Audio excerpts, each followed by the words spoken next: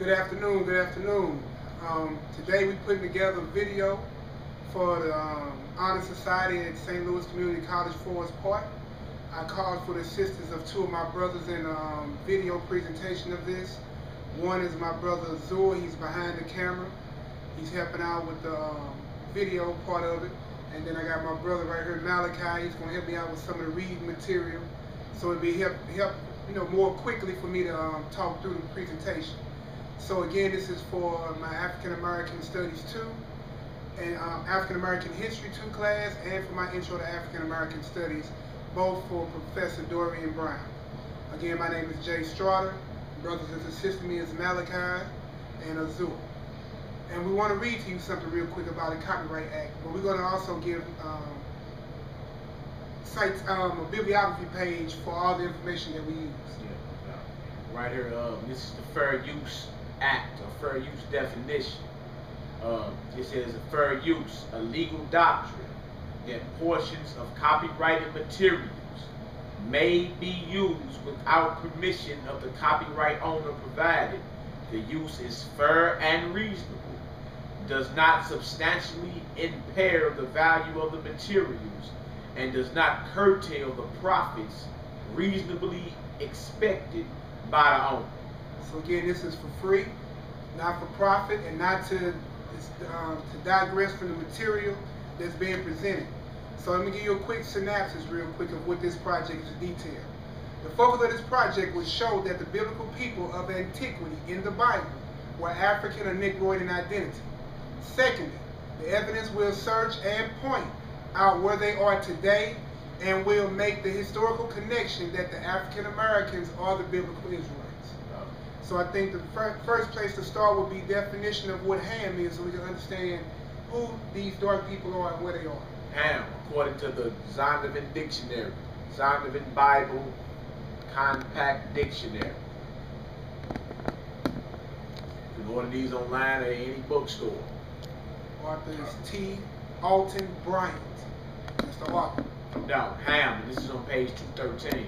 It says, Ham, the youngest son of Noah, born probably about 96 years before the flood, and one of 8 persons to live through the flood. He became the progenitor, meaning father, of the dark races. So Ham is the father of what race? The dark races. All right, continue. Not the Negro. Wait. So he's the father of the dark races, but not the Negro race. Not the Negroes, right? Okay, continue.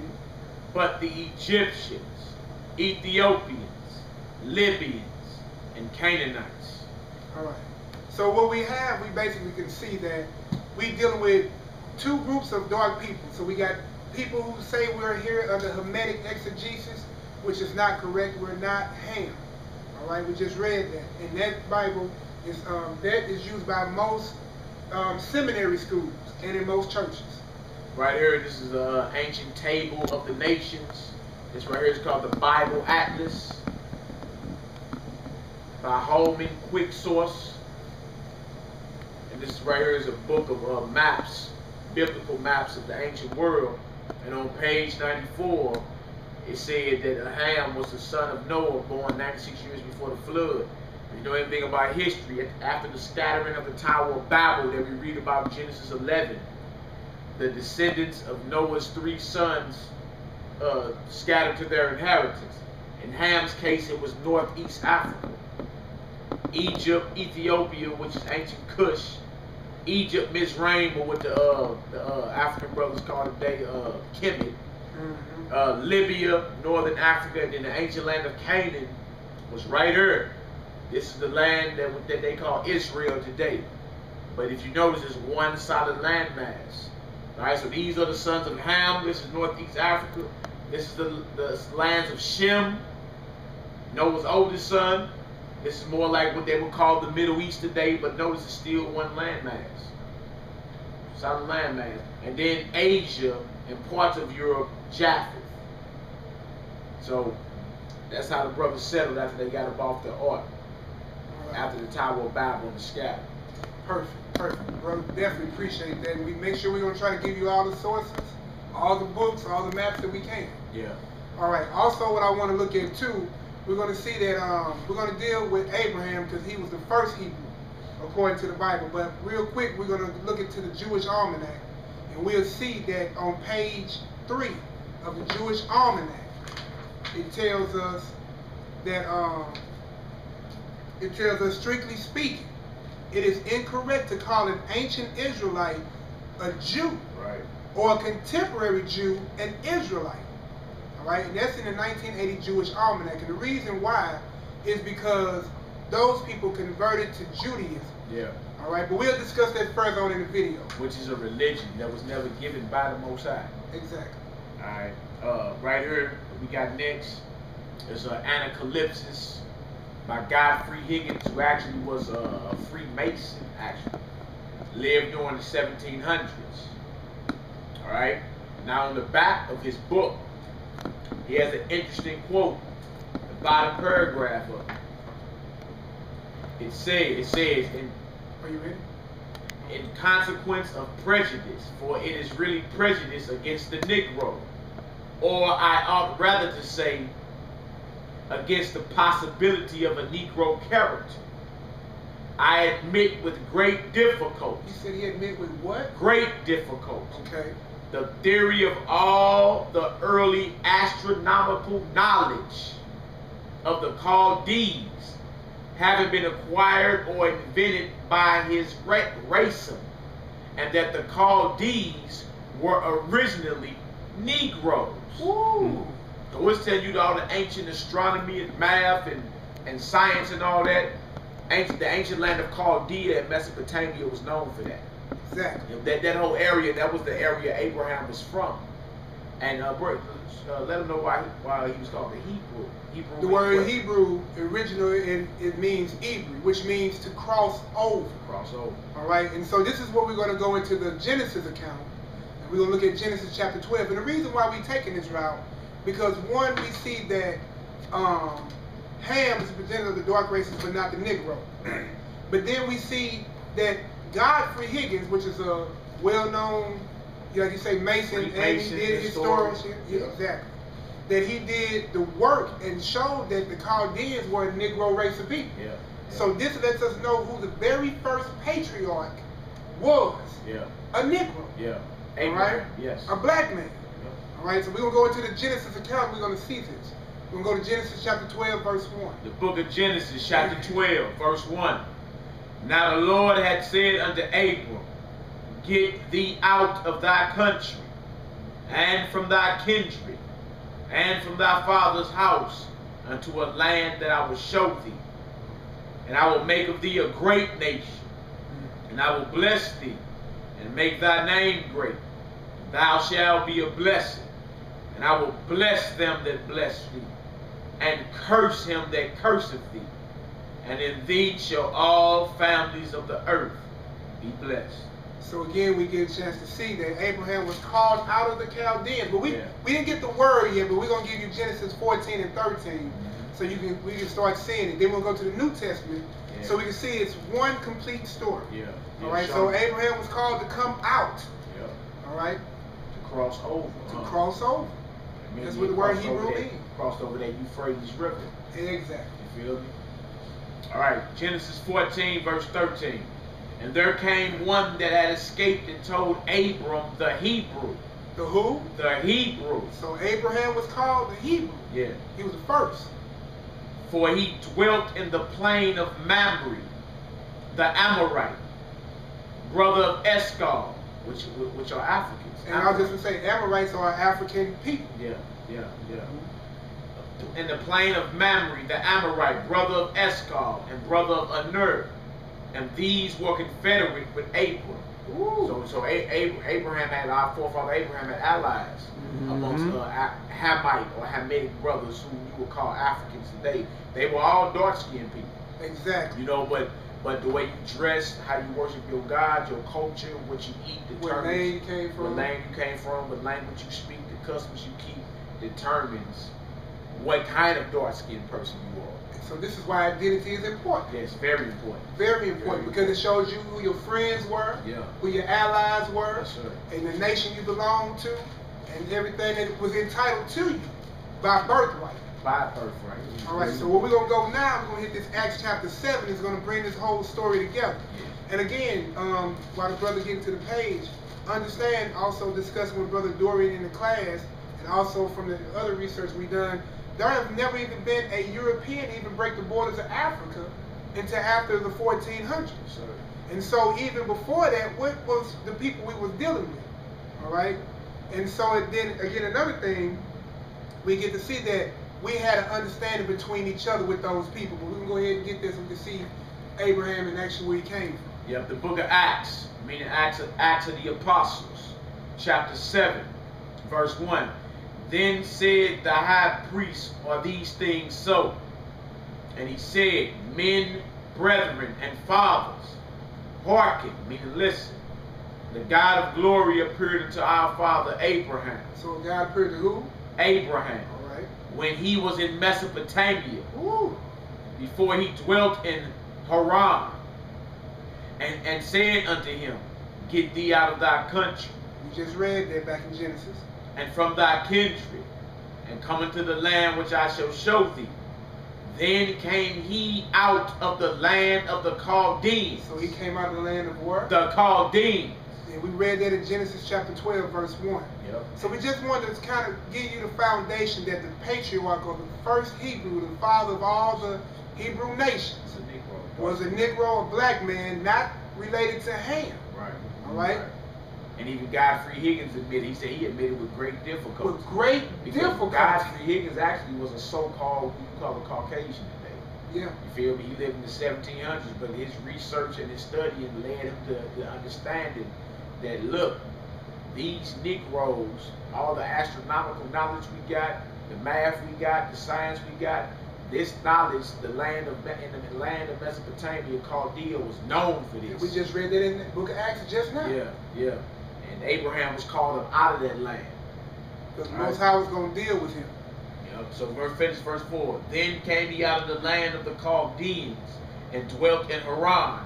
And from thence, when his father was dead, he removed him into this land, wherein ye now dwell. And that was the disciple Stephen talking to our forefathers right before he was executed. Exactly. So now we're going to see, and we're going to journey down, and we'll see kind of what happened. Because in many places you go, people still preserve the biblical images of the ancient Israelites or Christ. And you will notice that he'll be Negroid in color. There's many pictures still in Russia. Many pictures still in the Jewish civilization book. Yep. There's many pictures in the book that the brother finna show you right here. He's gonna give you the book cover. Right here. The Ancient World. Curtis International Library of Knowledge. And if anybody has any type of research, you know who on this front are Egyptians. Dark-skinned people. Correct. And what we read out the Bible dictionary, these are sons of Ham. Alright? Now, these are Egyptians. Right? The cameraman Azor can get a close up. This is page 58. Up here by my finger. This is historical right here. This is an ancient picture of what our forefathers, the Israelites, who are descendants of Abraham, Isaac, and Jacob. These are who you would call Jesus the Christ today. These are his ancestors. This is an ancient picture of what the Jews look like. Israelites. And when I say Jew in the Bible. Not Jewish. Not Jewish. Not Steven Spielberg or none of that. These are the ancestors of the Negro here in America. Scattered throughout the four corners of the earth. Alright? Now this right here, the caption says top. A Syrian soldier drives Jews into captivity. Look at the locks and the nappy birds and all that. A Syrian soldier drives Jews into captivity. The Assyrians conquered Israel in the 8th century BC. Anybody know history? That's like 722 through 725 BC. The 10 northern tribes of Israel were took down by the Assyrians. Some Jews were deported, but the king of Assyria brought new settlers into the country who intermarried with the remaining Israelites. Again, one more close up on that. That top corner. That's a historical depiction of what Israelites look like. So it's impossible for a whole nation of people like this to leave looking like this, and they come back looking like Steven Spielberg or, you know, whoever other than what they are supposed to look like. Exactly. And also we have another book. We was talking about out of the ancient Egypt. Me and Brother Brown, Professor Brown, had discussed about Gerald Massey. Gerald Massey also goes on record and says that the dignity is so ancient that the insignia of Pharaoh evidently belonged to a time when Egyptians were nothing but the girdle of the Negro. And that's on page 251. Now understand that makes more sense when you look at the Genesis 42 account and when you follow, we'll give them Joseph real quick. Genesis 42, 1:8. Yeah. The book of Genesis, chapter 42, verse 8. You can probably hit 3 real quick. Okay. Trying to hit 3 so we see, you know, Joseph. Okay. Want me at 1? Go ahead. Okay. Genesis 42, verse 1. Now when Jacob saw that there was corn in Egypt, Jacob said unto his sons, Why do ye look one upon another? And he said, Behold, I have heard that there is corn in Egypt. Get you down thither and buy for us from thence, that we may live and not die. And this was during the famine. So we understand the story of Joseph. He had interpreted Pharaoh's dreams. And then it's even depicted on the hieroglyphs that Joseph was called Imran. It's a little circle with an X through it with a sickle on it. All right. And so what was going on is that Jacob was sending his sons, the 10, to go up to Egypt to get some food for the family. Yeah. Go ahead, continue, but I apologize. No, verse 3. And Joseph's 10 brethren went down to buy corn in Egypt. But Benjamin, Joseph's brother Jacob, sent not with his brethren, for he said, Lest peradventure mischief befall him. And the sons of Israel came to buy corn among those that came. The sons of who? Israel. Ooh. Came to buy corn among those that came, for the famine was in the land of Canaan. And Joseph was the governor over the land. He was called Imran. He was the governor, correct. And he it was that sold to all the people of the land. And Joseph's brethren came and bowed down themselves before him with their faces to the earth. So his brothers walked up to him and bowed down to him. All right. And Joseph saw his brethren, and he knew them. So Joseph knew his brothers, but we're going to find something out. But made himself strange unto them, and spake roughly unto them. And he said unto them, Whence come ye? And they said, From the land of Canaan to buy food. So we know the land of Canaan is what? It's where Israel is. Yeah, it's where Israel is. All right. Which is one solid landmass with the continent of Africa. It's called the connected crown. to Africa. Yeah. And Joseph, verse 8. And Joseph knew his brethren, but they knew not him. Now explain. You have to understand the reason why we're reading this so you can understand. Now we already heard Gerald Massey said that these people were Negroid in color. Knew that. All right. So if he was European or if he was Caucasian, which you would call today, how would they not know him immediately when they saw him? Exactly. Amongst these people. All right. You have a European standing amongst a Negroid people. They would have knew their brother instantly. But he changed his voice and they didn't even know who he was.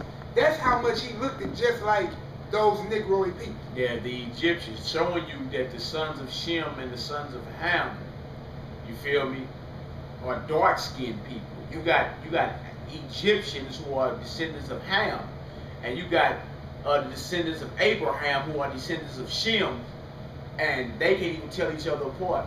If the Israelites are so-called white people, like the vibration is put out today, when Joseph, being a son of Israel, was in Egypt as governor, having provision over all the corn, when his 10 brothers showed up and bowed at his feet, they should have recognized him. Because he would have been the only white person in the land. Yeah.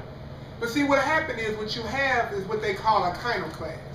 If you look up iconoclast in the dictionary, it's known as a person who destroys religious images or opposes their veneration. Here we go right here again, out the ancient world. Right here. Brother will show you how that was exactly being done. it's an actual depiction of it right here on page 93. Right here. And it shows the desecration of a religious image. They would take their dipping wands and dip them in acid, and they would go over the religious icon.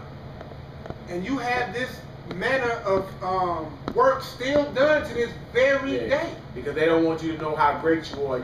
It's deeper than just Africa. Like, our people have graced the globe and were great everywhere we went. We gave the world its greatest monuments. Yeah. We just heard astrology, medicine.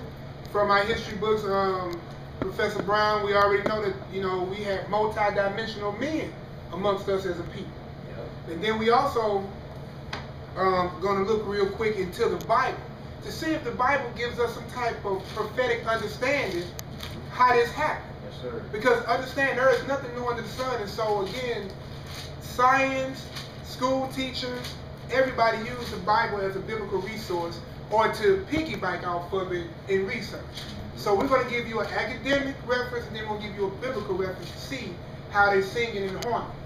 All right, you don't want to have something you're listening to that ain't in harmony. Exactly. So we're going to go to 1 Maccabees chapter 3.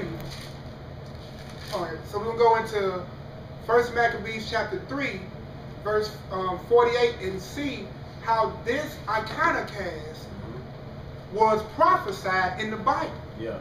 1 Maccabees chapter 3.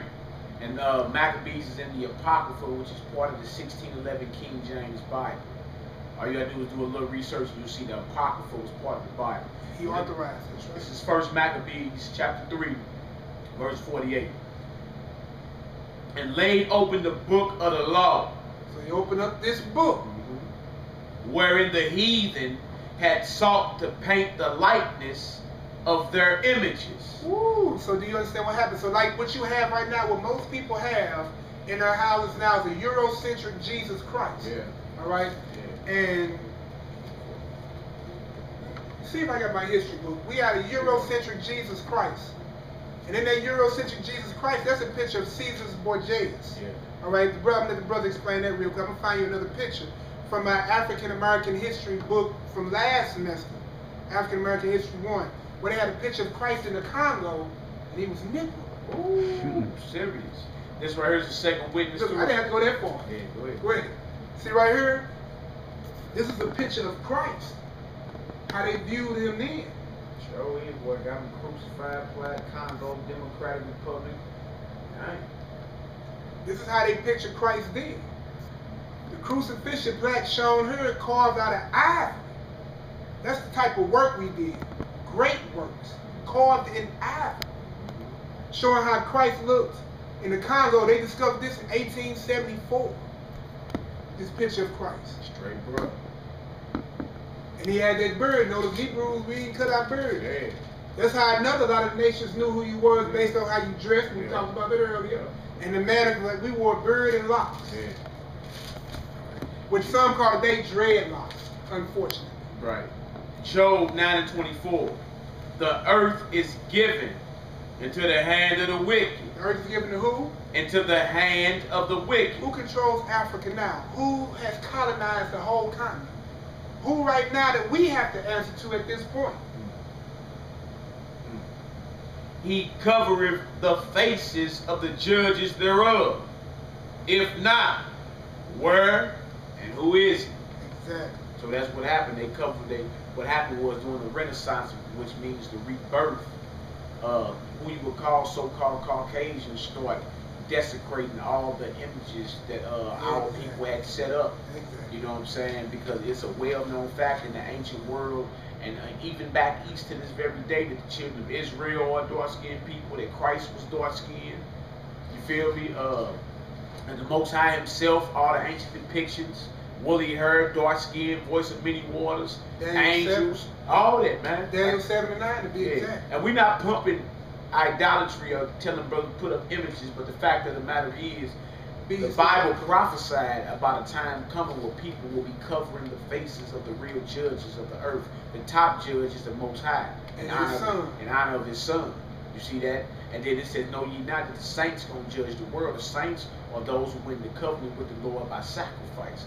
According to the Bible, those are the children of Israel. So how do they cover up the faces of the judges of the earth? What they do, they whitewashed all the images. So now when you should hear brothers say that we are Judeans or we're Hebrew Israelites, or we'll say we rock with Christ, you think Caucasian. You ain't made the connection that this book comes from an area of the world in which it was all dark-skinned people. Exactly. You feel me? I mean, actually, we can read a couple of those. We sit here while we're talking about it. Give me a perfect example. Give me some Job 30:30. Job 30:30, and here to explain. And this is early in the Old Testament, so we'll give you that. Also, I'm gonna read real quick from while he's getting Job. I'm gonna give you real quick on Numbers chapter 12, verse 1 and 10. We'll see that when we dealing with Moses at this point. Right. All right. With Moses and Miriam, I'm sorry, I appreciate that. And Miriam and Aaron spoke against Moses because of the Ethiopian woman whom he had married. Moses married an Ethiopian. Well, that's a white boy. You hear what I'm talking about? Exactly. In Egypt. Come on, man. Right. For he had married an Ethiopian woman, and there was a cloud that came off the tabernacle, and behold, Miriam had became leprous, white as snow. So if she became, what you say? Leprous, white as snow. That's what she became when they spoke out against Moses for marrying a Hamite. Now that wouldn't make no sense if Moses and her was already white. Right. To turn somebody of color you already are is not a miracle at all. Leprous, white as snow. All right. So what color was she if she was turned to that? Exactly. Had to be a woman of color. Had to be a woman of color. Dark skin, what the brothers call melanin today and all that. Woolly hair, all that. Let me give that Job 30:30 real quick. The book of Job 30:30. My skin is black upon me. Woo, my skin is what? Black upon me. Woo. And my bones are burnt with heat. So he's talking about darkness. I'm going to give you a picture real quick. My brother looking for another. I'm going to give you a couple of pictures real quick. So you can see. You want to give me one about the family? Yeah, Jeremiah 14. Yeah. Got that one? Back a little bit. The book of Jeremiah, chapter 14, verse 1. The word of the Lord that came to Jeremiah concerning the dirt. Huh? Judah mourning. Meaning the true Jews are in mourning. Mourning. And the gates thereof languish. Meaning no protection. If a town doesn't have any gates, there's no protection. Languish, meaning it's weak. No leadership for us. They are black unto the ground. Ooh. And the cry of Jerusalem is going up. So it goes into a time of famine with us. And we as a people, when we go through famine, we naturally get darker. Right. You feel me? So and Lamentations 5 and 10 speak on that even directly too. Yeah, Lamentations 5 and 10. But this is one thing. So-called Caucasians don't get dark when they go through famine. They get I got painted. some pictures here. I actually got some pictures from the Jewish Holocaust, yeah, which we was there about almost 40 years before they even got there. The German and Black Holocaust. And we was freed at the same time, but you don't see them erecting no museums about that, do you? This is Lamentations 5 and 10. Our skin was black like an oven because of the terrible famine. See that? So we get darker than what we already are. Our skin don't be shining. See, when we're not going through famine, you know what I'm saying, our skin actually shines, it glows. You know what I'm saying? But when we go through famine, we naturally get darker. Caucasians don't do that. That doesn't happen to Caucasians. I'm going to pull up a couple of pictures from that so we can look at that as well, so we can see what we're talking about. Book of Jeremiah, chapter 8, verse 21. For the hurt of the daughter of my people am I hurt. I am black. I am what? I am black. Astonishment have taken hold on me. You see that? So, I mean, it's all through the scriptures, the physical appearance of our people. You got that picture right there? And even Paul in the New Testament, Acts 21. Acts 21 verse 38, he was mistaken for an Egyptian, and his reply was like, no, I'm not an Egyptian, I'm a Jew. See that? So showing you that according to the Bible, according to biblical history, that the Egyptians and the Israelites are dark-skinned people. Now this right here to show what we talking about. How the brothers speaking on that. Yeah, that's a good one. Hold that up. See, right here, this is actual. This is the actual pictures from the Jewish Holocaust. All right, how they had him in the camps. How this right here, he was in famine. All them, they don't get dark. No. They don't get dark. When you call this a famine, they're not eating. See, what happened to the Jews, when we go, the real Jews, when we go through famine, we get darker. Our skin don't be glowing. You know what I'm saying? These people get pale. And it's just about the truth. Trip off what a real Jew told somebody who thought he was an Egyptian. Acts 21, verse 38. I'm going to start at 37. And as Paul was to be led into the castle, he said unto the chief captain, May I speak unto thee? Who said, Canst thou speak Greek? He was tripping because Paul was bilingual. Exactly. He could speak Greek, Hebrew, Latin. Check this out. This is what dudes say to Paul, verse 38. Art not thou that Egyptian? Uh-oh, so we back to that again. Joseph got mistaken for Egyptian. Exactly. Moses, all of them. All these people, Moses grew up in Pharaoh's place as his grandson. Now that would not have worked. Right. Because he just put the order out to kill all the Hebrew boys. What he would have looked like to his people if he would have kept one European boy as his grandson. Right. Understand what I'm saying? Yeah. So he had put the order out. So understand that these people were a Negroid people. Yeah.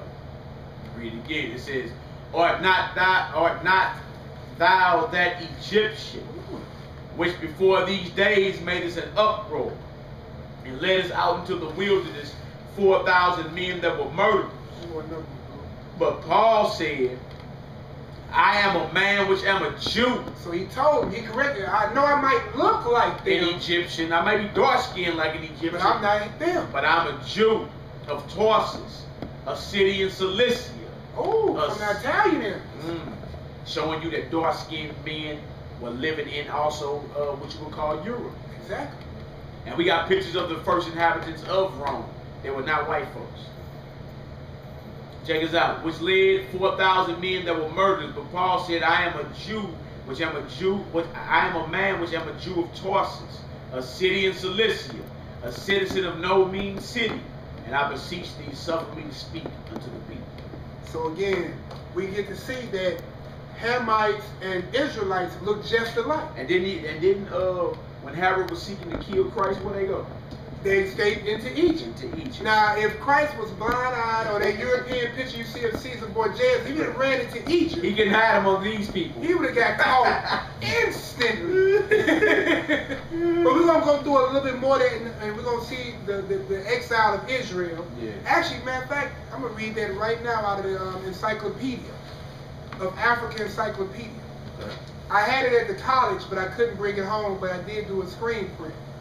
So it says right here, dealing with the Ethiopian Jews. It says, the East African nation of Ethiopia has been the home to a Jewish community for many centuries. All right? It says, outside of sometime called the Ethiopian Jews Phoenicia, which means moved or gone into exile. Exile. Right? Exile. In ancient Ge'ez language, that was the forerunner to the modern language of northern and central Ethiopia. Now it says the origins of Judaism in Ethiopia remain a mystery, but it is likely that the community roots extend back for 2,500 years. 2,500 years. So that's before Christ. Exactly. There's been an Israelite culture on the continent of Africa for over 2,500 years. Over 2,500 years. Now we're going to read further later on down the line. We're going to see more and more of this as we get into Ivan Van Sertima and the other people speaking that in the 1800s, when they saw you come out of Africa, you was either an Arab or a Jew. And they wasn't speaking to nobody of a Caucasian descent. All right? Alright, so next we just we hit that. So we're gonna hit that fact I just talked it up. We're gonna hit that Ivan Van Sertima. We never showed these ancient pictures of what these Hebrews look like. We skipped the picture history. Oh, I apologize. Oh, well, books, you wanna hit that real quick? Yeah, we follow the bibliography page to kind of keep us in line and in order. So we're gonna backtrack one time to explain them. This right here is called a picture history of what they call Jewish culture. civilization. All right, and to show you this is not black propaganda, none of us put this together. But when you go into history, there are undeniable proofs that the Hebrews of the biblical period were people of color. Or people of color, and their descendants were part of the transatlantic slave trade. That says Hebrews of the biblical period. That's exactly what it says. See that? And it's impossible for millions of us to look like this, and now we just vanish. And now we're all so-called, you know, what they would call Caucasians.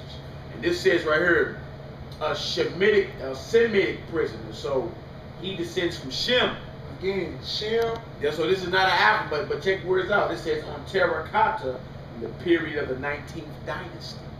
Woo! 19th dynasty of what? Egypt. And this is a Shemite prisoner, showing you that children of Israel who are Shemites were held captive in Egypt. And it's documented in the hieroglyphics. Yes, it's documented. It is. We got a couple more of these pictures right here. Beautiful. This right here says thousands of war captives. Because this false vibration to say the Egyptians never had slaves. The thousands of war captives who were transformed into slaves made it possible for the Egyptian kings to implement their feats of engineering. Chained captives were shown these painted clay facing plaques from a building erected by Ramses II. So we have the pharaoh name. All right. In honor of the king's brave warriors from the period of what? The 19th dynasty. These are dark-skinned people with yokes on around their necks. They've been conquered by Egyptians. And it was a slave force that allowed the Egyptians to build a lot of those treasure cities. Just the same way you had a so-called Negro in all the captivities do all their building. Even in America. All the great buildings, Ben Banneker. Like you have right now, you have Ben Banneker, who finished out the construction, the White House. Yeah. You know what I'm saying? So we have a lot of great minds that the African have added, or the so-called Negro have added to this country. Wherever we went into captivity, they flourished in their captivity. Yeah. Greece, Assyrian, Rome, Babylon, Egypt, America. Yeah. Wherever it goes, they use our ingenuity to build these great places. You need the children of God. Scriptures say in Acts 17 that we are the offspring of the Most High. So you need the children of God to build your empires. It's just what it is. So we're going right here. We're going to the African presence in Europe. Author is Ivan van Sertima. Yes, sir. We're going to give you quick 3 pages so we can see that Ivan van Sertima, who is a very well-respected historian. He just gave up his ghost not too long ago. Yes, he did. But he was on page 275. I'm going to give you page 277 and 78. This right here, I'm going to read a little bit on the back. It says the book is divided into 6 parts. The first Europeans, African presence in the ancient Mediterranean Isles and mainland Greece. Africans in the European religious hierarchy, Madonnas, saints, and popes. Presence in Northern Europe, African presence in Eastern Europe. Page 275, brother. Yeah, 275 and then 277 into 278. Page 275.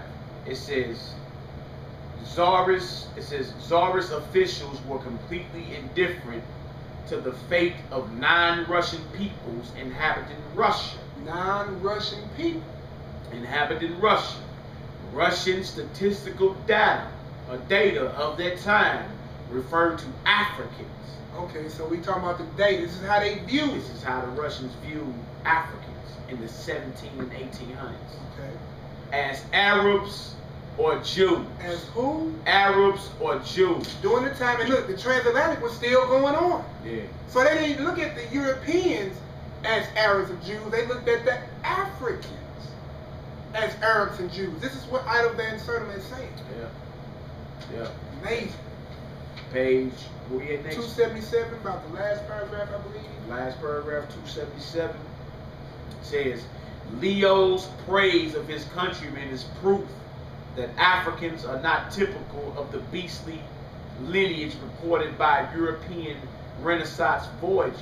So what we're talking about is Leo Africanus. Yeah. Now I don't really have to go into a lot of explaining Leo Africanus. We know, for the record, who Leo Africanus is. He the guy they sent to map out Africa. Yeah.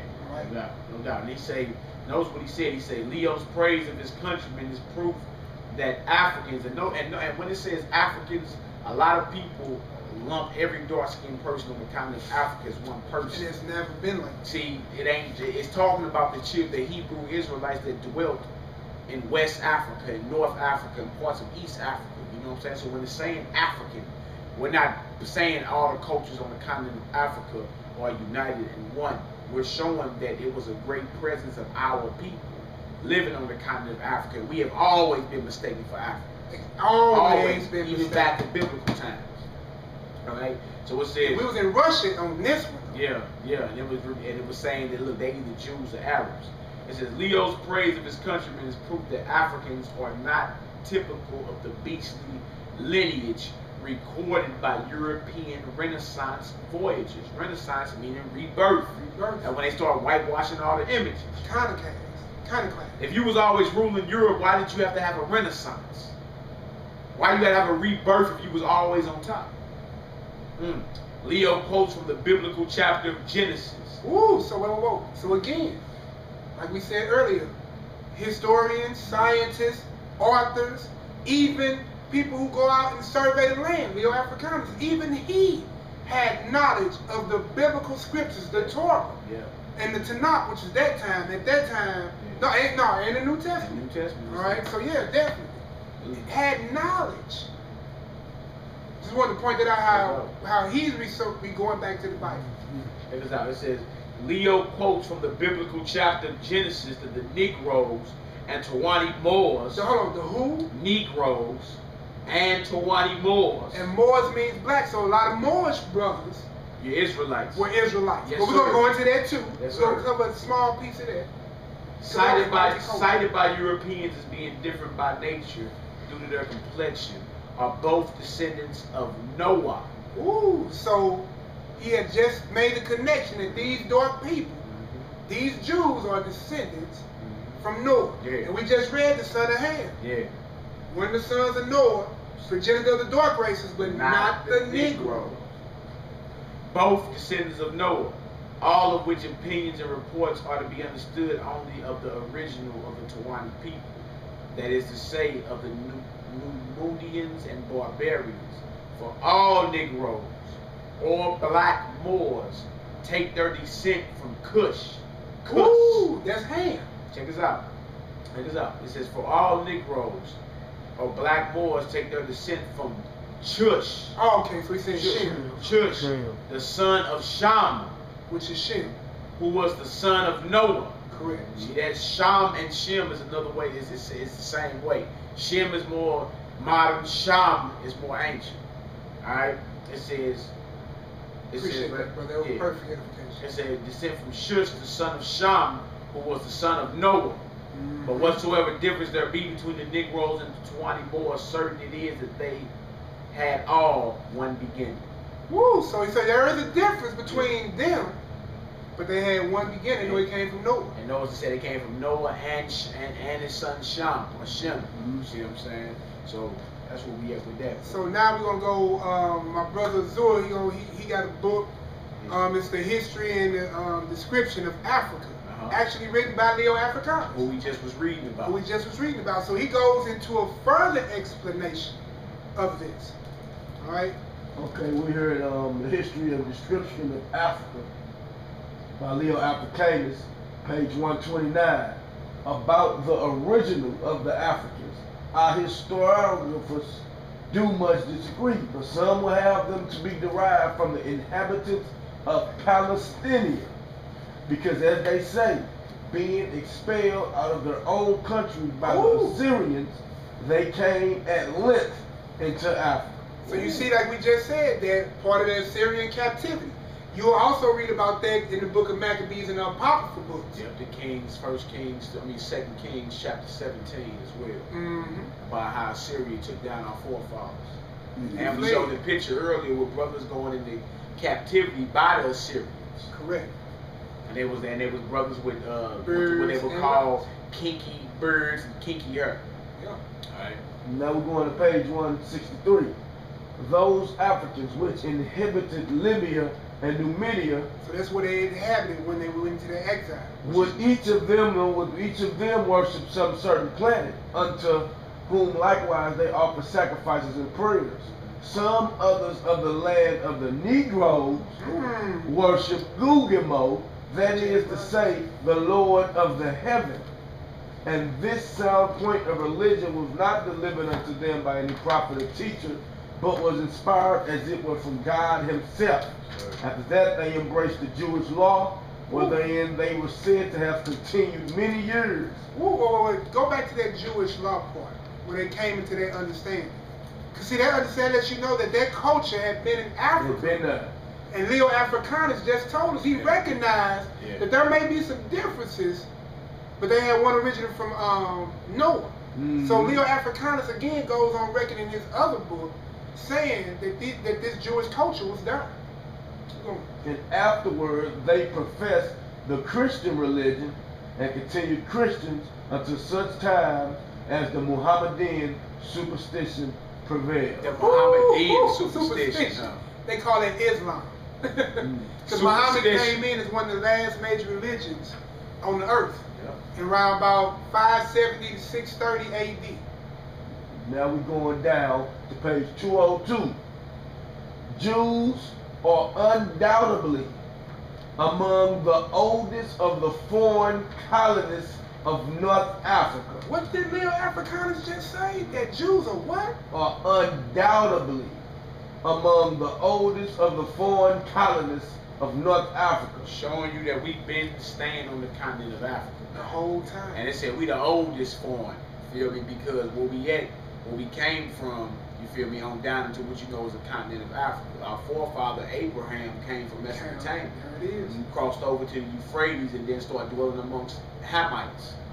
Feel me? His seed went down into Egypt, served for, was down there for over 430 years, and then came up out of captivity. You got some more reading that rule that is. Ancient tombstones buried under the sand are said to exist in Sus. And the late Rabbi Mordecai al-Syriaci believed that he had found in Dagratus an ancient Jewish colony. To this day, they are found living among Arabs and Berber tribes. Whoa. To this day. That was in the late 1800s. And we just heard though not speaking any language except that of their neighbors. Wow. So they just blended in and spoke those native languages. I'm showing you, man, the world been lying, man. The faces of the judges have been covered. Exactly, but we just read the biblical prophecy of that. Yeah. Showing you that the Bible is inspired by the heavenly Appreciate creator. that, brother, for that reading. All right here, y'all. This is the history, not the history, the Columbia History of the World by John A. Garrity and Peter Gate. Page 289, Jews in the Arab world, and page 291 shows how they successfully converted us. You feel me? Because and that was that Mohammedanism superstition that came. Prevailed. Because and when you look, even in my history book from my last semester, which I've shown a few times, it talks about those great fights that they had. While he's reading, I'm going to look it up real quick. The Battle of the Trenches, the Battle of Khyber, the Battle of Banu, Khalid, all of those. Yeah, they got to get you to get up off your God before they can conquer. You feel me? And that's what happened. Page 289, chapter 25, the Jews in the Arab world. The Jewish experience under Islam began with massacre and expulsion from the northern half of the Arabian Peninsula. The Pact of Umar, although historically questionable, nevertheless reflected the prevailing attitude of Muslim rulers and jurists. Infidels, meaning unbelievers to what they talking about, deserve protection only at the price of displaying marked subservience to Muslims and their faith. The persecution and humiliation endured by the Jews of Almahid, North Africa, 1147 to 1276. Come Come on, This man. is even before Leo Africanus went and did his thing. Mapped out Before the the slave trade and all that, man. Mhm. And, you know, these are dark-skinned people right here. And the Zaidi Yemen, 1165 and after, were unmasked in their brutality by any Christian state prior to the anti-Semitic excess of 19th century Tsarist Russia. That's it for that one. And then page 291. Page 291. As a tolerated people of Scripture, trip off that. As a tolerated people of Scripture, the Jews of Babylonia, like their Christian neighbors, were classified as a protected minority to be governed directly by an exarch from their own ranks. Besides keeping the peace of the Jewish community, this prince was to be accountable for the regular collection of the poll tax and other special tributes imposed by the Muslims on all the conquered peoples. So we was even a minority then because we had been doing all that scattering, reduced our numbers. Now, definition of a coup, according to me, because that's what happened. And that's what you just heard in the book. He said there was a coup. Yeah, that was a coup. And it says right here, a brilliant, sudden, and usually highly successful stroke or act. That's what happened with when the Mohammedans came in and you know, converted our people. It was a coup that went down. It was an overthrow. First stronghold is our mindset. You know what I'm saying? How we serve our God and all that. So if they can never get you up off your God, then they can conquer. Because our God means our power. Feel me? God comes from the Hebrew word which means power or powers. And that's exactly what had to happen. Understand that this captivity, unlike those, because they learn as they go. Right. This time they made you forget your language, your God, your name, your nation, your whole, wherever you came from. Again, it's the worst type of identity theft. Yeah. Not only did they take your image, and they took it and changed it, they took your land and they took everything from you. Yes, sir. All right, because now also when you read like in places like, I'm gonna give you one like the Universal Jewish Almanac, it tell you that 92% of the people that claim to be Jewish are actually from Ashkenazi. Now we're gonna read out of Genesis 10. We're gonna see Ashkenazis come from the land of Japheth. So those people that are there, and even there's another brother who went on record and said in 1956, was it Gamar Abdul Nassar? Yep.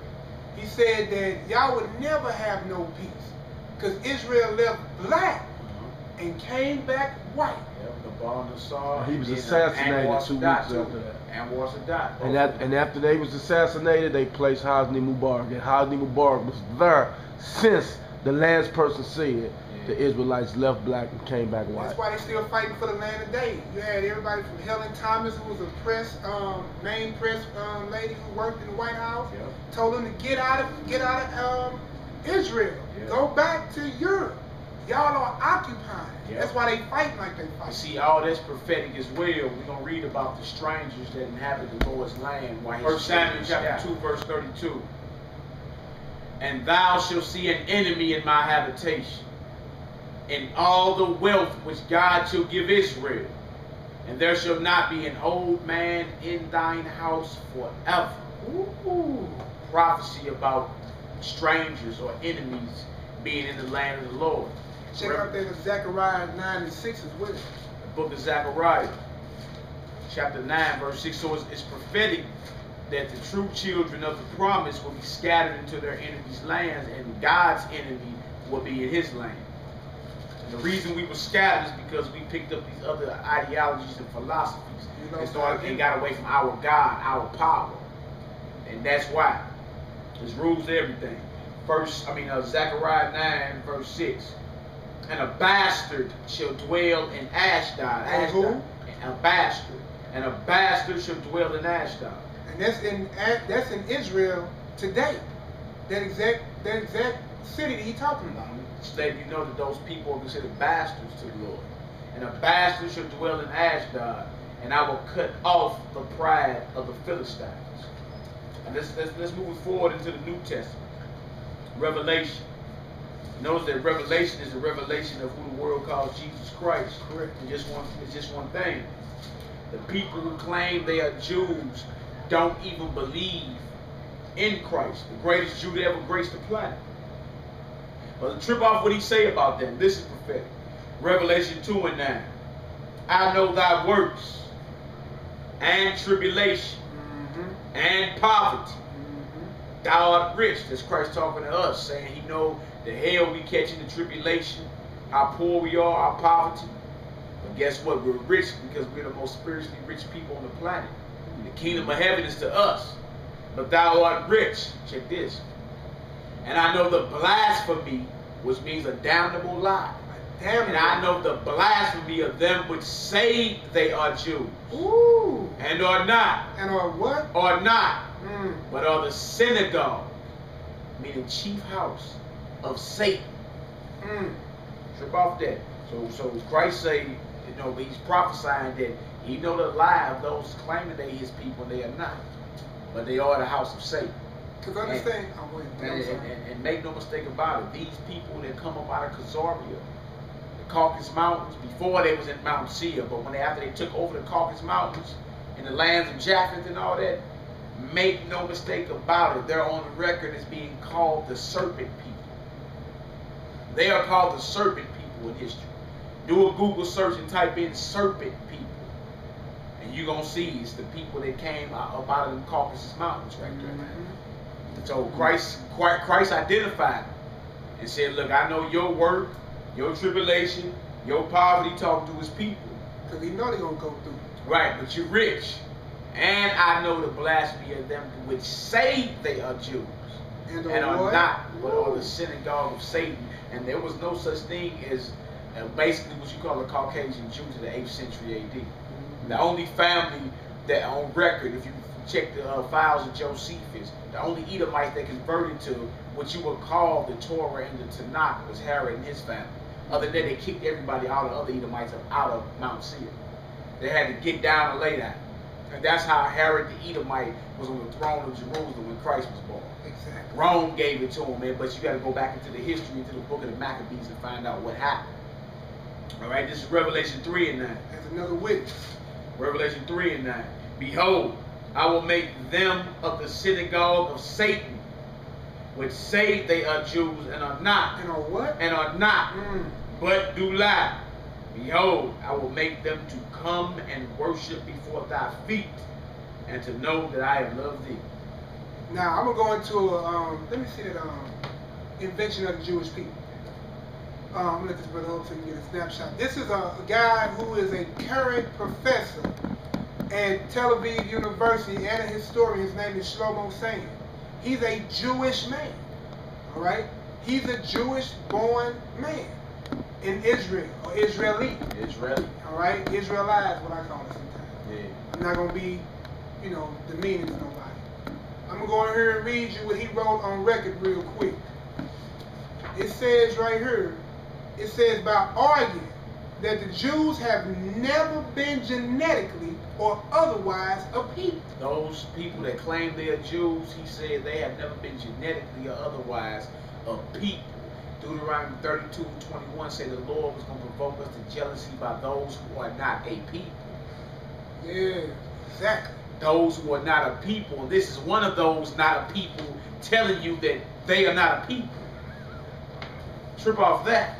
Now here we go right here. It says, much needed exercise in dismantling of nationalist historical myth. Ooh. All right. Now look what he says. I'm going to read the back of it real quick. It says that the historical tour, the invention of the Jewish people, offers a groundbreaking account of Jewish and Israeli history, exploding the myth that there was a forced Jewish exile in the 1st century at the hands of the Romans. Israeli historian Shlomo Sain argues that most modern Jews descended from converts. Converts. And I know the blasphemy of them which say they are Jews and are not. And I just gave you out of the Jewish encyclopedia in 2 places. To say ancient Israelite is a Jew is incorrect. It's incorrect. It is. And then it said that most of those people converted in the 8th century. They did. All right? And that 92% of them are Ashkenazi or Khazars. You've been lied to. You've been lied to. You are the chosen people of God. Shouldn't even be that hard to tell. Right We're here, gonna get this letter. we got this article from a chief rabbi in the state of Israel confirmed bouts as Ephraim. Ephraim being one of the sons of Joseph, a tribe out of Israel. So they're saying that the Igbo tribe, which is found in West Africa. Ooh, hold on. That's in the history books too. We finna get it real quick. They are saying that an Israelite culture has been found on the west coast of Africa. Where you Negroes picked up from? Where was the slave coast at? I'm gonna bring this over to My nigga. Huh? Where was the slave coast at? Where was we picked up at? West coast of Africa. We're gonna do a quick zoom, y'all. See if we can get it. I might be in the light source, but we'll see the Igbo people we finna read about now. You can hold that, bro. I might ask you to read that bottom part that's highlighted right there, since you got the book in your hand.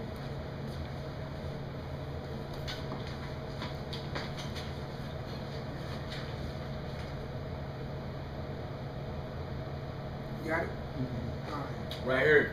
Chief rabbi in the state of Israel confirms bouts as Ephraim. September 6, 2006. Bouts on the west coast of Africa and Nigeria that moved to Israel were recognized by the chief rabbi in Israel after receiving a letter from the Igbo rabbi Haben Daniel on the behalf of his people. We in Israel today believe that this is one of the most significant events that happened in the Israelite and Jewish communities. Oh, what was that? Say it again? Israelites and Jewish communities. See, they recognize there is a difference. It is. There is the people who are the people, they're more the Israelites. And then there is the Jewish people who are converts and took the political place in the land. It's called the whole political structure was called Zionism. Yeah. That has nothing to do with God's people getting their land back. That was a political construct put together so the serpent's people can get a foothold in the promised land. That's what all that was about. All right, it says Israelite and Jewish communities since the Falashas, Jews of Ethiopia, or the Kohanim of South Africa Limbo. For the first time, trip off this, for the first time, the Hebrew Israelite presence has been confirmed on the west coast of Africa. Woo. At the time that the Hebrew community became aware of the Falashas in 1836 by Martin R. Delaney, most Hebrews adopted the name Ethiopian as a part of their organization's titles, although there were no direct connection between them and the Ethiopian community. And we just read that in there about the Jews or the Falashas, meaning exile, out there in encyclopedia. They've been dealing around there for over 2,500 years. Yep. All right, understand that. And then, so what you need to be part of that? Look at the next paragraph, where it talks about how they made the connection with the language. Because what they did, they used anthropology.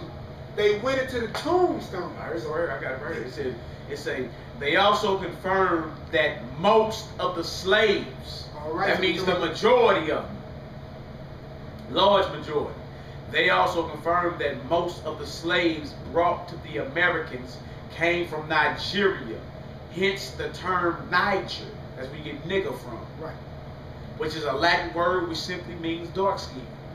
Acts 13, Simeon Niger, or nigger. And he was a Jew, and later becoming a derogatory word. Let's read that again. They also confirmed that most of the slaves brought to the Americas came from Nigeria, hence the term nigger or Niger, and later became a derogatory word. So in this confirmation of our brothers, the Igbo, that consists most of the tribes of Gad, we disagree right here. Yeah, we disagree with the Gad, Zebulun, and Issachar is just a tip of the iceberg. Because in this confirmation, it confirms the beliefs of many of the Hebrew Israelite communities. Which are one of the communities as we are. In the United States. In the where? In the United States. That they were brought on slave ships. Woo! Please read Deuteronomy 28:68. That they were brought on slave ships from the west coast of Africa, mainly Ghana and Nigeria, in the fulfillment of Bible prophecy. So this is what the chief rabbis going on record state. This is what your Jewish rabbis are saying. What we've been teaching for years. What the elders that came before us been teaching for 30 years, 40 years, and the elders before them, that we are the people of the book. But see, the Negro won't believe it unless somebody else other than his persuasion come tell him. Now right here, what we have as a witness to what the brother is talking about as well, he's going to probably give you the other information out of this book, but also it tells you that there was ancient, well, I'm letting him read that. But right here, it shows, if you can see it, this is from Ancestry.com, one of the largest search engines for family history, all right? It's connected through all kind of databases, dating all the way back and across into Europe, all right? And the Asia and other parts of the world. It tells you that the slave immigrants from West Africa doing everywhere from 1600 all the way up to 1850. Right. The people that was part of that trade that was on record on ships were Wauda, Ouda, or Kwauda, and Benin, which are all those West Coast that we just read. Now you can probably read that real quick. That I got highlighted. That's a French way to say Judah and Benjamin. Because they didn't have the W sign. And what's so funny is the French are over on the West Coast, slave coast of Africa right now, going to war with all those West Coast of African nations, in which remnants of us are still there. Right. Ghana, Mali, Timbuktu. I'm going to read this about the Bible prophecy that he was talking about real quick. Okay, about us going into captivity via cargo slave ships. First one is mentioned in Deuteronomy 28. Deuteronomy 28, verse 68. I'm going to read 64 and 68. And the Lord shall scatter thee among all people, from the one end of the earth even unto the other. And there thou shalt serve other gods, which neither thou nor thy fathers have known, even wood and stone. That's what you make all your idol gods out of. And you bowing down to church there every Sunday. Yep, wood and stone and wooden crosses and cobblestones. Verse 65. And among these nations shalt thou find no ease, neither shall the sole of thy foot have rest. But the Lord shall give thee there a trembling heart, and failing of eyes, and sorrow of mind. Verse 68. And the Lord shall bring thee into Egypt, meaning captivity, again with ships. With what? With ships. So if you know the continent of Africa, which I know my professor and a lot of people do, you don't have no need for no ships to move no slaves across. You can walk from Israel to Egypt. All right. So he's talking about another captivity, but this captivity will have to be taking ships to this captivity.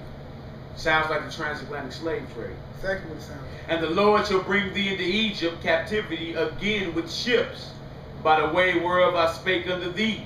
Thou shalt see it no more again. So you're not going back to the literal Egypt. You're going to the biblical understanding of Egypt, which means house of bondage. And all you got to do is read Exodus 20, verse 2 for that one. And it calls Egypt the house of bondage. And there ye shall be sold unto your enemies, for bondmen and bondwomen, and no man shall buy you or redeem you. Luke 21:24. This is Christ talking about these same people, the children of Jerusalem. And they shall fall by the edge of the sword, and shall be led away captive, that's a slave, into all nations. And Jerusalem shall be trodden down of the Gentiles, meaning strangers. Which we just got through talking about that, Jewish people. Remember the Lord say, there shall be a stranger or a bastard or an enemy in my habitation. Christ saying the same thing right here. And Jerusalem shall be trodden down of the Gentiles, until the times of the Gentiles be fulfilled. Now right here, we're going to take a quick look. We'll see right here. Read just a little bit further to this document, and then you got those page numbers. 11 shows that slave ad, which you just read. Yeah. You put that up while I read this. And then I'm going to get to that writing too. Those that said you should be sold unto your enemies, for bondmen and bondwomen. Slaves. Read that insert when you get a chance after you get through zone. Bondmen and bondwomen. The name of this book right here is called Ebos, which includes over 25% African American. Hebrew exiles from Israel. The majority of us was taken right off this slave coast and this west coast right here. And that's what the chief rabbis had confirmed. The chief rabbi confirmed it. This bro right here confirmed it himself. Now, being an Igbo himself. Mm-hmm. All right. Go ahead and read that insert real quick. 11. That's that right here. Right here. This is right here. This is what they used to do, you know, to sell us. An ad to be sold. Auction. All right. To be sold on board the ship Bansi Island on Tuesday, the 6th of May. Next, at Abley Ferry is a choice cargo of about 150 fine, healthy, fine Hebrews. Just arrived from the Windward and Rice Company. The utmost care has already been taken and shall be continued to keep them free from the, what is that? Lice and all this stuff. Lice, danger of being infected with the smallpox, no boat having been on board, and all other communication with people from the Charlottetown prevented. For showing you they got a healthy stock of 150 Igbos. Sound like they almost said Hebrews. That's what it is. I say Hebrews. Hebrews. Right there. But ye shall be sold unto your enemies for bondmen and bondwomen.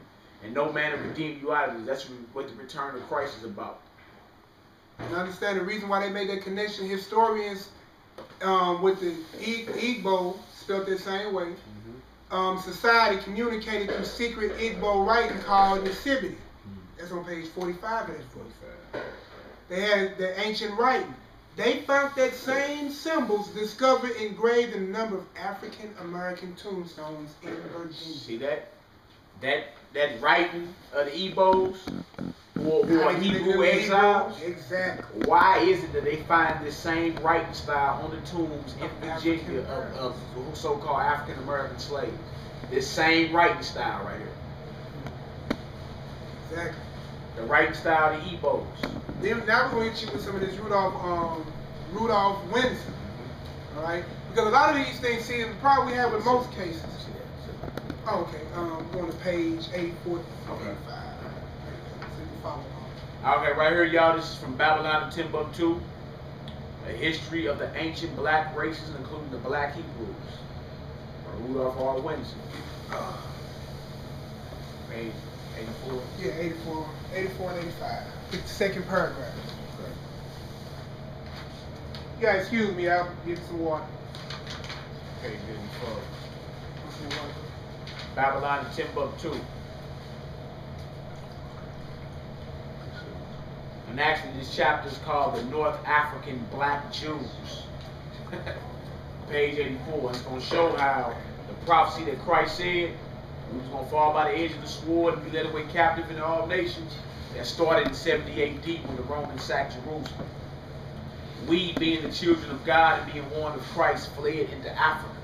To blend in with the other people that looked at like us. Exactly. If not, all we had to do was cut our beards and put on Roman garments. And we would have blended right in with the Europeans. Blended right in with the Romans. But no, we had to flee amongst other dark-skinned people to hide because we would be 100.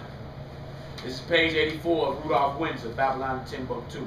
It says, in the year 65 BC, the Roman armies under General Pompey captured Jerusalem. So this is historical record. Yeah. And you can find this anywhere. Yeah. And Professor, you are a historian major, so. Yeah. Y'all look up General Pompey when he captured Jerusalem, and it link it up, 65 BC. In 70 AD, General Vespasian, look him up, and his son Titus put an end to the Jew state with great slaughter. Great slaughter. I mean, it was hunting us. During the period of the military governors of Palestine, many outrages and atrocities were committed against the residue of the people. Ooh, so getting hung, nailed to crosses, raped, castrated, the same thing that went down to slavery here. We was catching that same hell in our land under the Romans. And this is during the period when Christ was born. During the period from Pompey to Julius, it has been estimated that over 1 million Jews fled into Africa. fleeing from Roman persecution and slavery. So that's what Christ prophesied about. The slave markets were full of black Jew slaves, and y'all, that's 1 million families right there. They ain't just 1 million individuals, that's 1 million families that fled into Africa before the fall of Jerusalem in 70 AD. So the ancestors of these same families were picked up and rounded up as slaves on the slave coast. Correct. And we have the migration chart from Jerusalem to the slave coast to show. Go ahead and grab it. Go ahead and grab it now. Go ahead and show it. This right here is Hebrewisms of West Africa. From Nile to Niger with the Jews, by Joseph J. Williams.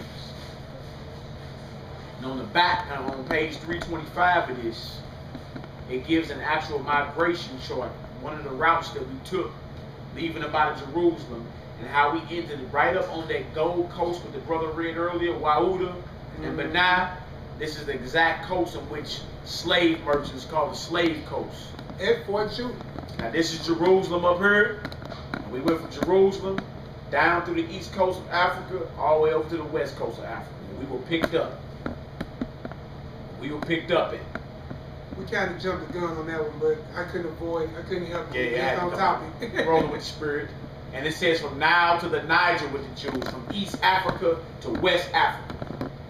We all know the Nile River is in Egypt. The Niger River is in West Africa. Correct. Nobody call you nigga. And understand the Abraham covenant will cover from the Nile all the way to the Euphrates. Yep. The last man out the book that the brother showed you earlier in the beginning of this video series. So right now we're gonna hear that J.A. Rogers with that nature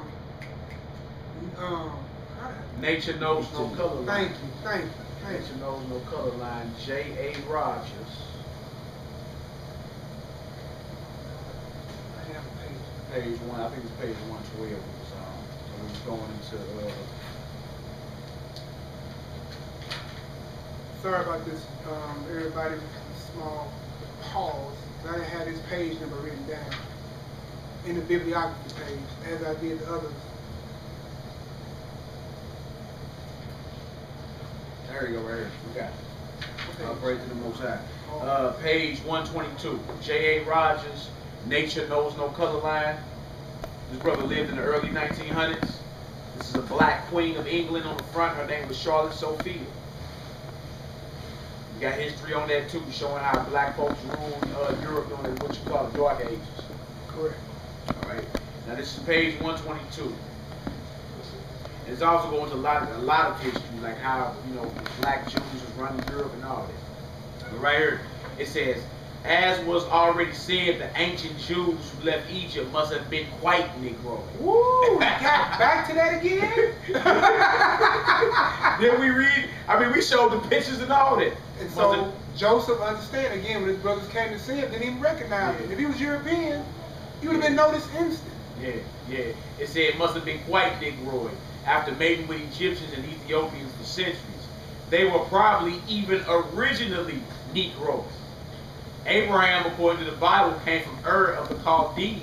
Oh, there it is again. Yeah. Not even a biblical source this time. So that's Godfrey Higgins and this brother. J.A. Rogers, who lived during 200 years apart. Saying the same thing. Abraham, according to the Bible, came from Ur of the Chaldees. Chaldea was the seat of Sumerian civilization, which was long considered to be white Aryan, but it was Negroid. But it was Negroid. Says spearing in the childhood of art. The discovery, he says, was very disconcerting to literary historians. They ain't like to hear the truth. Philologists, for that race was proved to be not a branch of the civilizing Aryans, nor of the gifted Semites, but of a Negroid people, having affinities with Mongols. Delufoy also in his research says that the Elamites, Elam, not Edom, Elamites, who once dominated in that region were Negroes. One of their kings is mentioned in connection with Abraham in Genesis 14. Strabo, who lived in 30 BC, says that the people of Western Judea were part Egyptian ancestry. Because they've been there, mating back and forth, just like how we are here. Man. But he says, although the inhabitants are mixed up, thus the most prevalent of the accredited reports in regard to the Temple of Jerusalem represents the ancestors of the present Judeans, as they are called Egyptians. This was in 30 BC. Check this out. Long before. Check this out. It says they were called Egyptians.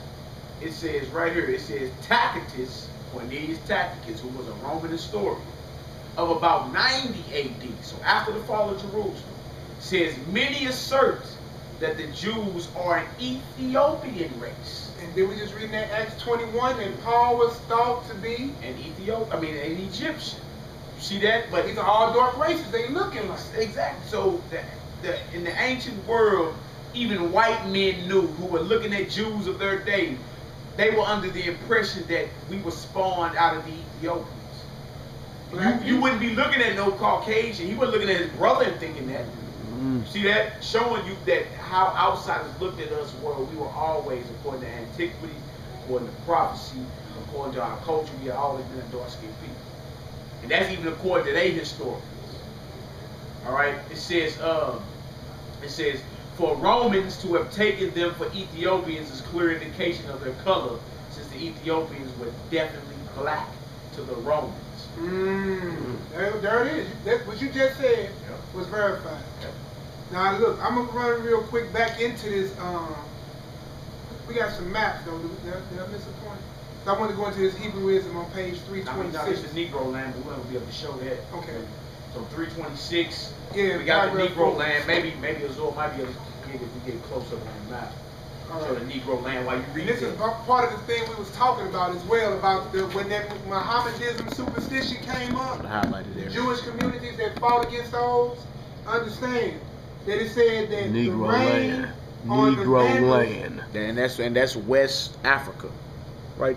It was called Negro land on the map. And that map is as late as 1650. Ancient map. Negro land. What did it say, bro? Now right here it says, and remember what we was talking about earlier, when you had the superstition of Mohammedanism coming in on the Jewish community. Yeah. When the brothers started converting over there, remember I said there was a lot of battles going on. Yeah.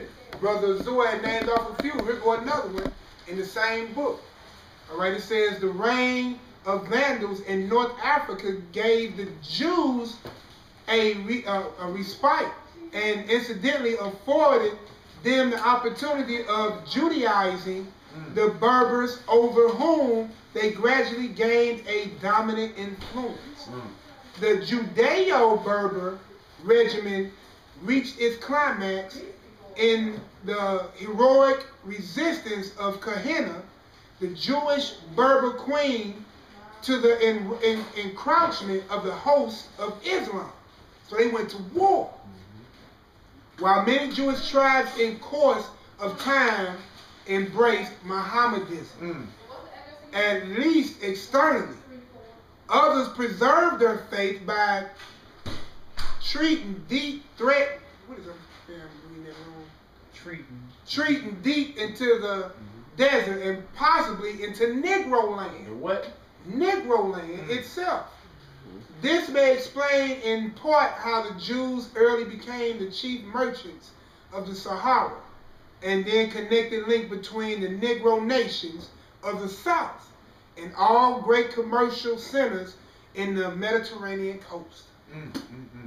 This right here is from Babylon, Timbuktu, page 87, the Black Jewish Empire of Ghana. A lot of you brothers talk pump Ghana, and you don't even know the history behind it. Hebrew Israelites, actually Ghana is a Hebrew word, which means war chief. Alright, right here, the Black, this page 87, Babylon, Timbuktu, by Rudolph Winston. We almost done. We at the very end, y'all. So be patient with us who's watching the video. No doubt. We got up to 20 kilos. Okay. It says, the ancient Black Empire of Ghana was established in the Western Sudan. During the colonial period, the Western Sudan was called French West Africa. That's why it was called Wauda and Benai and Ouda. Those are French ways to say Judah and Benjamin. All right. The northern boundary of this region is the Sahara Desert. To Rudolph Windsor, A History of the Ancient Black Races, including the Black Hebrews. All right. Page 87, the Black Jewish Empire of Ghana. The ancient Black Empire of Ghana was established in the Western Sudan during the colonial period. The Western Sudan was called French West Africa. French what? West Africa. And if you look today, they tell you if you want to be able to survive over there in Africa, because of the colonization, you have to learn how to speak English and French. Yep. Where is the African language? Where did it disappear to?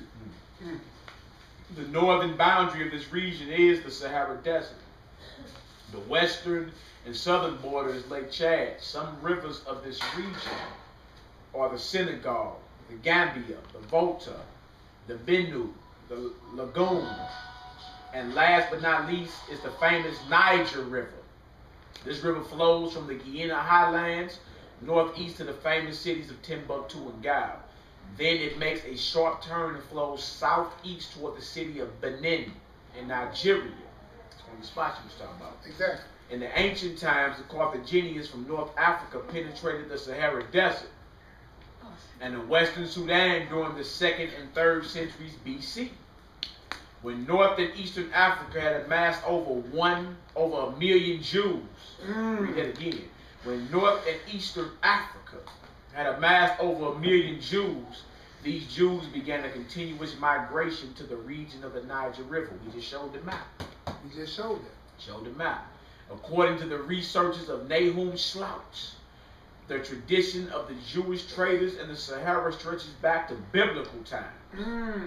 So here go another author, as Leo Africanus, as Godfrey Higgins. Yep. Remember, I'm talking about that in my conclusion. Yeah.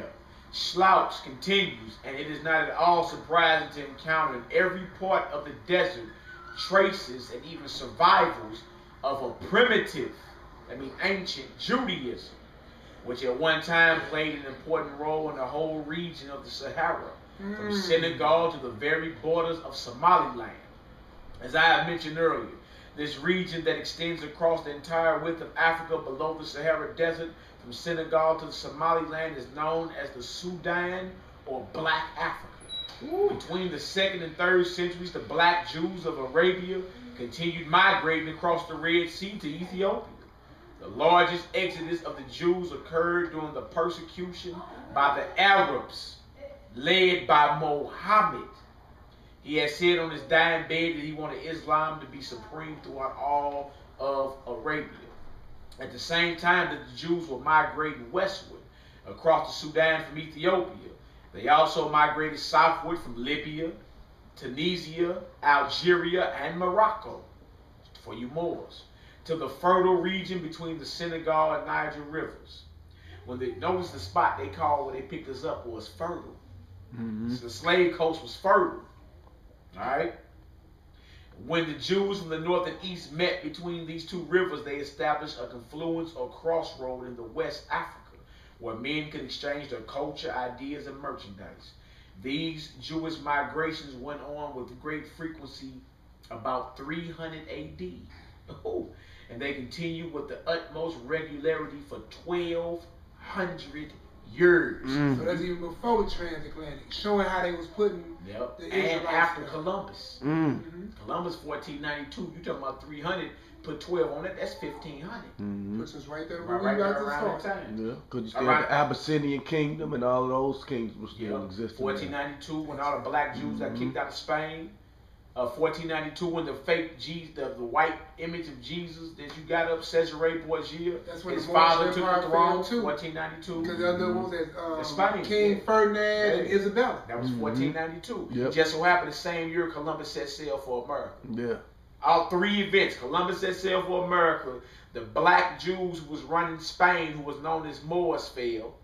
Right? And then what else happened? And then the same year, the Pope and them took the seat. Yeah, and there was other kingdoms that we was in that fell in 1492 as well in Africa. Yeah, because the Moorish kingdom was multicultural. It was not so much as a nation like Abraham and like that. They was multicultural all together. Yeah, but all that was going on at that time, man. It all was falling apart, and that's actually what happened to Africa as a whole. when you start letting, colonization sit in, you start letting people come in there and divide y'all, divide us like that, to the fact, when you removed all the Israelites and all the people into captivity during the transatlantic, which was the largest, you weakened Africa as a whole, to the fact that's why the Europeans were able to come in and then at that point take over. Yeah. Because you removed everything out of it. And the reason why it's not as what some people call advanced or technological as today, because you removed all of the great minds of history out of there. The people that you had that helped build that great country, that great continent, I should say, into the place that it was in Israel and all the other places, were removed. Yeah. By being removed, you remove the wealth of Africa with its people. Yep. The resources, and even today, man, they drain all the resources up. They get money off the resources, and they never redevelop the land. They drain the resources. Because they don't care about it. You feel me? To where now that's all you see. But see, when we had kingdoms set up on the continent of Africa, from Timbuktu to Mali to Ghana, man, it was some of the greatest, magnificent stuff they had ever seen in their life. Exactly. And to those that are listening and that's seeing this, it was all because we disobeyed our God. For those that would ask why and how did that happen. Read that Deuteronomy 28 and Leviticus 26. Because of this time, constraints, we couldn't give you all that, but it's in the bibliography. No doubt. Right, check out page 90, Babylon Timbuktu. The first paragraph? Yeah, the Jews came into the western Sudan from northern and eastern Africa as a result of a chain of commercial and persecutory migrations. They were being persecuted.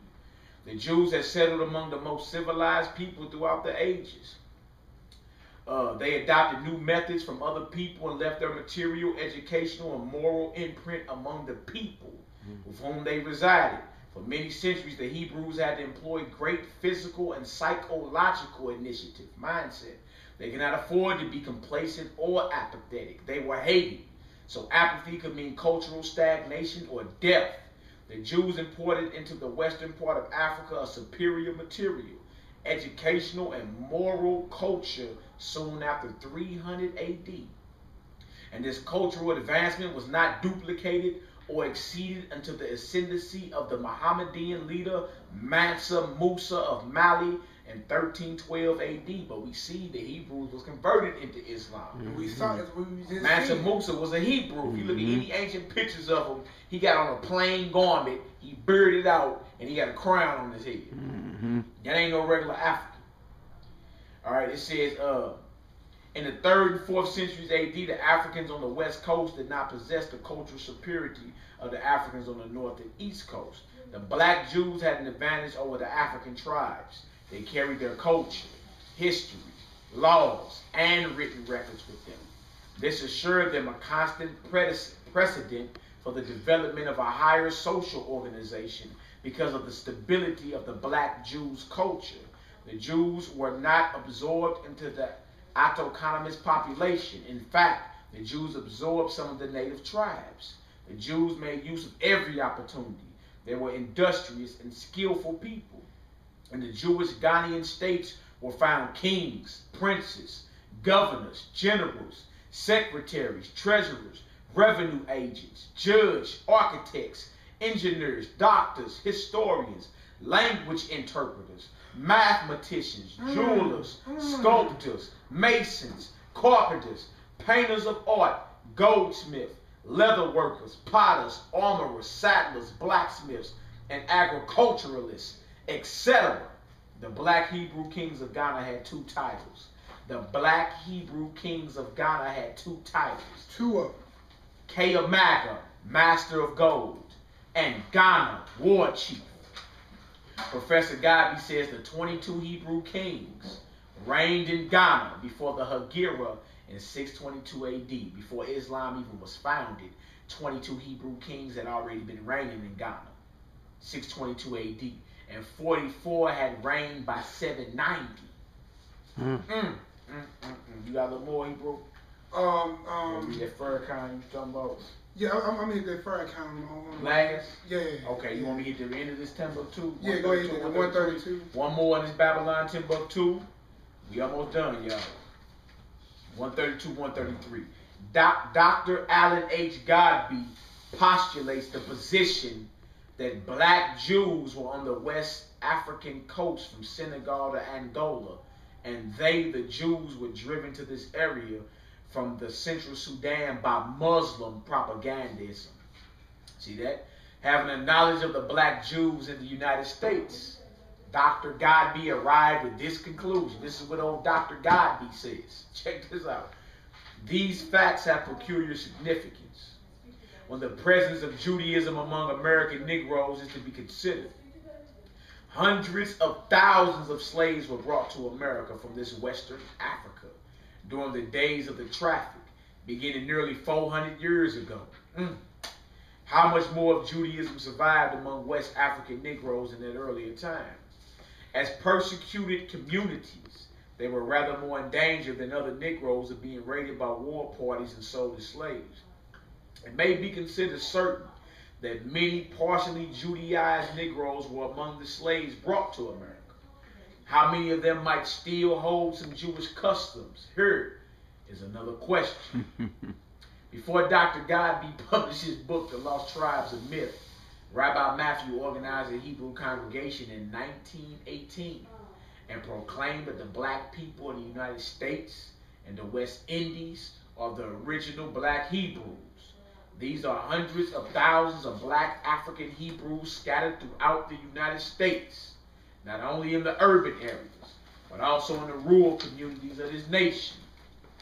With the revelation of ample historical evidence, the authenticity of these black Hebrews can no longer be questioned. However, in regard to the purity of their Judaism among some of these Jews, that is another issue. And that's because being that that religion was moved, or that understanding was removed from you. You see, at that point, you didn't retain it. So what you have now is an awakening of consciousness to research it, which is thanks to Professor, Doreen A. Brown and Miss Jason in the honor class in the honor society allowing me to do this work. But I'm going to read from y'all what happened with Farrakhan, because, the Nation of Islam had been on the front lines fighting for black liberation. Yeah. All right? And so it's prophetic. Even when you see these people who were stout Islam come out with this knowledge. Yeah. So this is what he reads. He says that the Honorable Elijah Muhammad said that the Almighty God Allah revealed to him that the black people of America are the real children of Israel. Oh, really?